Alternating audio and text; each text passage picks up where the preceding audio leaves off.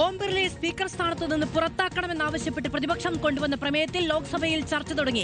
അവിശ്വാസ നീക്കം സ്പീക്കർ പദവിയുടെ അന്തസ്സ് കാത്തുസൂക്ഷിക്കാൻ വേണ്ടിയാണ് എന്ന് കോൺഗ്രസ് അംഗം ഗൗരവ് ഗൊഗോയ്.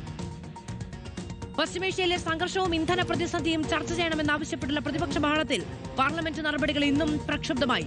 PR സുനിൽ വിവരങ്ങളുമായി ചേരുകയാണ്. സുനിൽ, ഈ ഓം ബിർളയ്ക്കെതിരായ പ്രമേയം അതിൽ ചർച്ച തുടങ്ങിയിരിക്കുന്നു. അതെങ്ങനെ മുന്നോട്ട് പോവുകയാണ്? അതിനൊപ്പം തന്നെ ഈ പശ്ചിമേഷ്യ വിഷയത്തിൽ എന്തൊക്കെ അഭിപ്രായങ്ങൾ?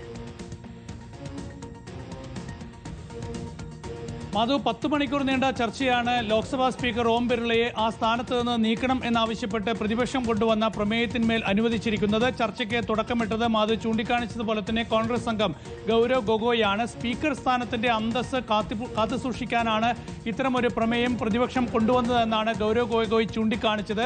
സർക്കാരിന് മാത്രം സംസാരിക്കാനുള്ള ഒരു വേദിയാക്കി ലോക്സഭയെ മാറ്റുകയാണ് സ്പീക്കർ ചെയ്തത്. ആ അർത്ഥത്തിൽ സ്പീക്കർ പ്രവർത്തിക്കുന്നത് പക്ഷപാതപരമായിട്ടാണെന്നും സർക്കാരിന്റെ എല്ലാ നിലപാടുകളും സംരക്ഷിക്കുന്ന ഒരാളായി സഭയിൽ സ്പീക്കർ മാറുകയാണ് എന്നുകൂടി പ്രതിപക്ഷം ആരോപിക്കുകയാണ്. ഏതായാലും ചർച്ച തുടരുകയാണ്.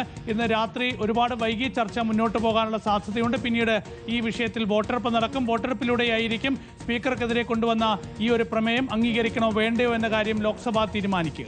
ലോക്സഭയിൽ അവിശ്വാസ പ്രമേയത്തിന്മേൽ ചർച്ച PR സുനിൽ വിവരങ്ങൾ നൽകിയത്.